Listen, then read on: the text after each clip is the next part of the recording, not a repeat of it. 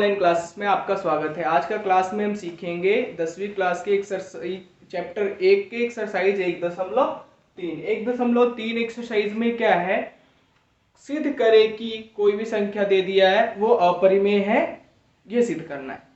तो जैसे हमने एक क्वेश्चन ले लिया है कि सिद्ध करें कि √7 एक अपरिमेय संख्या, ये क्वेश्चन ले लिया। क्वेश्चन क्या ले लिया है कि सिद्ध करें कि √7 एक अपरिमेय संख्या है। तो ऐसे क्वेश्चन आपको मिल जाएगा, या तो मिल जाएगा सिद्ध करें कि √5 एक अपरिमेय संख्या है, सिद्ध करें कि 3 + 2√5 एक अपरिमेय संख्या है, सिद्ध करें कि √7 - √2 एक अपरिमेय संख्या है। ऐसे क्वेश्चन आपको एक्सरसाइज में मिलेगा। तो हमें क्वेश्चन देखते हैं, √7 एक अपरिमेय संख्या है, तो इसमें क्या करना होगा, सबसे पहले मानना होगा। मानना क्या होगा, जो अपरिमेय उसके विपरीत मानना होगा। यानी ये अपरिमेय है तो हमें क्या मानना होगा, परिमेय संख्या मानना। तो मानेंगे,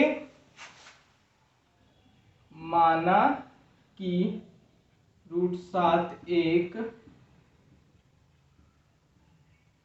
परिमेय संख्या, ठीक है। मान लेने के बाद क्या करेंगे, परिमेय संख्या के परिभाषा से चलेंगे।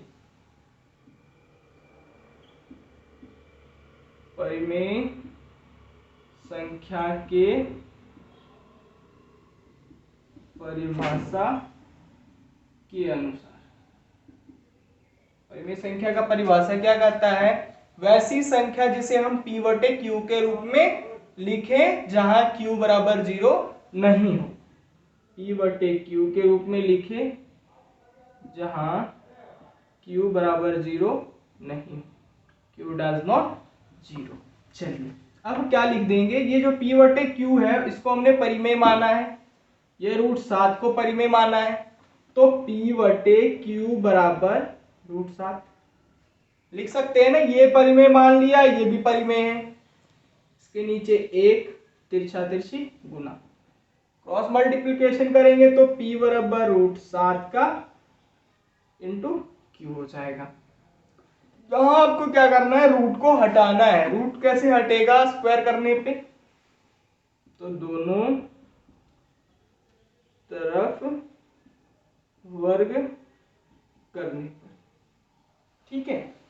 अब यहाँ पे क्या कर देंगे, दोनों तरफ वर्ग कर देंगे, यानी हो जाएगा p² बराबर √7q का स्क्वायर हो जाएगा। चलिए अब यहां से आगे जब बढ़ेंगे, p² बराबर 7q², रूट से स्क्वायर, स्क्वायर से रूट खत्म है ना, रूट से स्क्वायर खत्म होता है तो स्क्वायर से रूट भी खत्म होता है ना, इंटू क्यू का स्क्वायर। चलिए अब क्या करेंगे, इधर 7 गुना में तो इधर भाग में आ जाएगा, यानी q² बराबर p² बटे 7, q² बराबर p² बटे 7। अब यहाँ पे एक लाइन लिखना है, वो लाइन क्या है, ये देखो p² को 7 से भाग लगाने पे कट जा रहा है, तो लिखेंगे यहाँ क्या, 7 p² को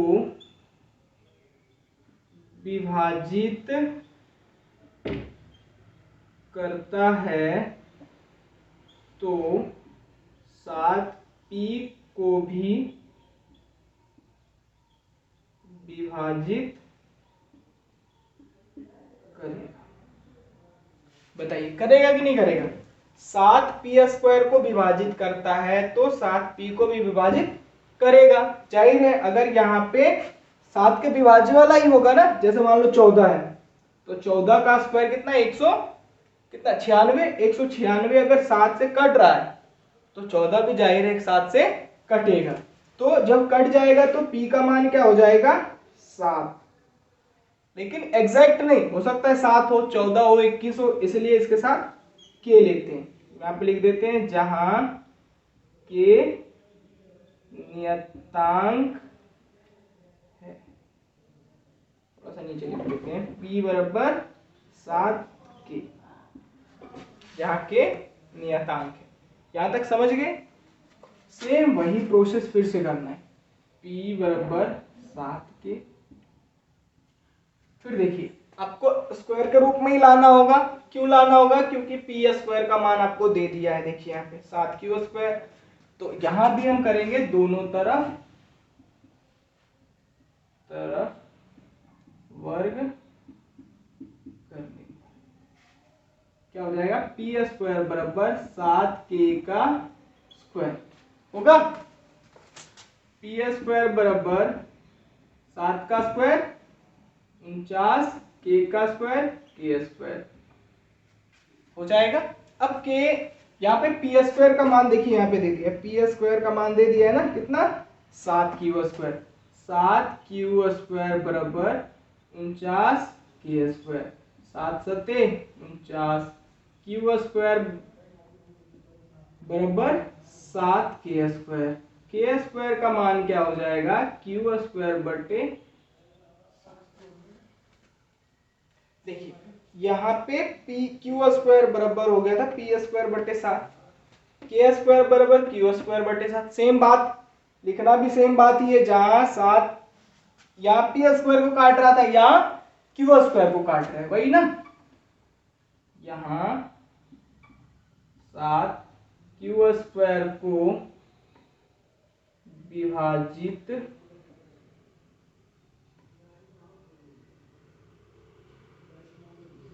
करता है तो 7 क्यू को भी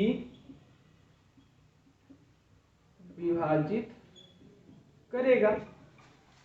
यहाँ पे विभाजित किया तो यहाँ भी करेगा, करेगा ना।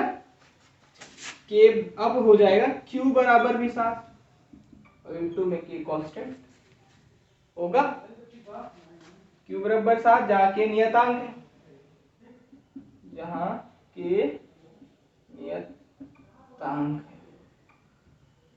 दिक्कत, अब देखिए P बटे Q को हम लिखे थे, P बटे Q बराबर लिख देते हैं, P बटे Q बराबर √7, यही लिए थे ना।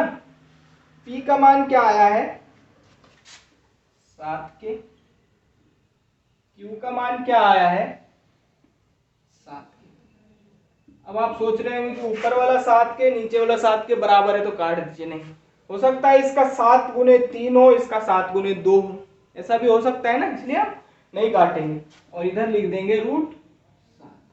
अब देखिए आप बताइए LHS में क्या है, परिमेय संख्या। परिमेय संख्या क्या कहता है, P बटे Q। इसको हमने P बटे Q के रूप में लिखा, नहीं लिख पाया, नहीं लिख पाए ना, तो LHS डज नॉट RHS, यही लिखेंगे ना, LHS डज नॉट RHS।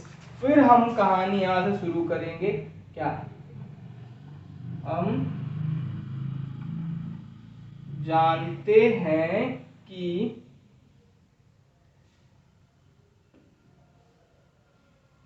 ऐसे लिखिए, हमारा मानना गलत होगा,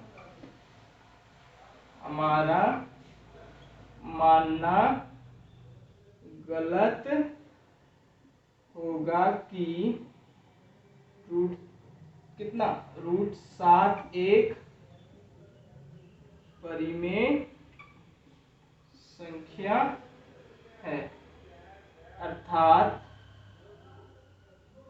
√7 एक अपरिमेय, अर्थात √7 एक अपरिमेय संख्या।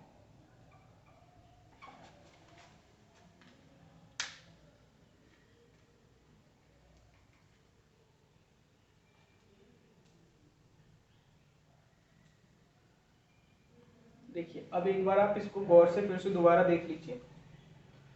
क्वेश्चन दे दिया था सिद्ध करें कि √7 एक अपरिमेय संख्या है, क्वेश्चन कर दिया, अब आपको बनाना कैसे है, इसके विपरीत मानना है। √7 दे दिया अपरिमेय, तो आपको मानना होगा √7 एक परिमेय संख्या है। मान लिए परिमेय संख्या के परिभाषा कहता है वैसी संख्या जिसे हम P बटे Q के रूप में लिखे जहां Q डज नॉट 0, वो भी कर लिया हमने। P बटे Q बराबर हम लिख दिए थे √7 बटे में 1, क्रॉस मल्टीप्लिकेशन करने के बाद P बराबर क्या हो गया √7Q, फिर दोनों तरफ वर्ग कर दिए, वर्ग करने पे क्या आया P स्क्वायर बराबर √7Q का स्क्वायर, यही आया ना। जैसे ही वर्ग किए तो आपका हो गया P स्क्वायर बराबर रूट से स्क्वायर खत्म तो 7Q स्क्वायर, क्योंकि रूट स्क्वायर खत्म Q का Q स्क्वायर, तो अब देखिए यहाँ क्यू स्क्वायर गुना में तो भाग में, इसको यहीं छोड़ दीजिए, 7 गुना में, इसको इधर भेज दिए भाग में, तो पी स्क्वायर बटे 7 हो गया। यानी अब पी स्क्वायर बटे 7 हो गया, तो पी बराबर क्या हो गया 7। ये कब हुआ, ये बात को देखिए, लिखा है यहाँ पे, यहाँ 7 पी स्क्वायर को विभाजित करता है तो 7 पी को भी विभाजित करेगा। ठीक है, ये समझिए कि अगर 7 पी स्क्वायर को काटेगा तो 7 पी को भी काटेगा। देखिए अगर मान लो संख्या 14 है, ये 14 को अगर काट दिया 7, तो 14 का स्क्वायर को नहीं काटेगा, काटेगा ना, तो वही बात यहाँ लिखा है। तो इसके लिए हमें कांस्टेंट वैल्यू कैसे गुणा किए, क्योंकि क्या पता हो सकता है 7 हो या हो सकता है 21 हो, ऐसा भी, या 14 हो, इसलिए हमने क्या कांस्टेंट ले लिया।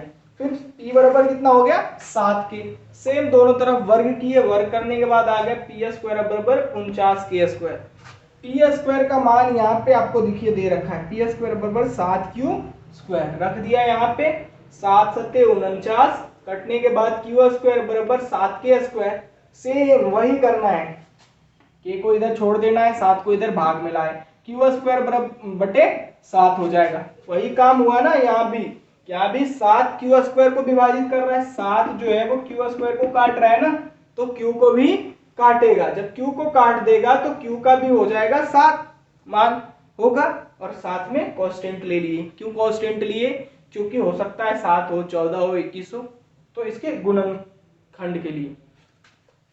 चलिए अब p बटे क्यू बराबर हो जाएगा √7। क्यों, क्योंकि हमने यहाँ लिखा था p बटे क्यू बराबर √7, लिख दीजिए। p का मान 7 के, q का मान 7 के, इधर √7, इधर देखिए ये क्या है परिमेय, इधर क्या है अपरिमेय।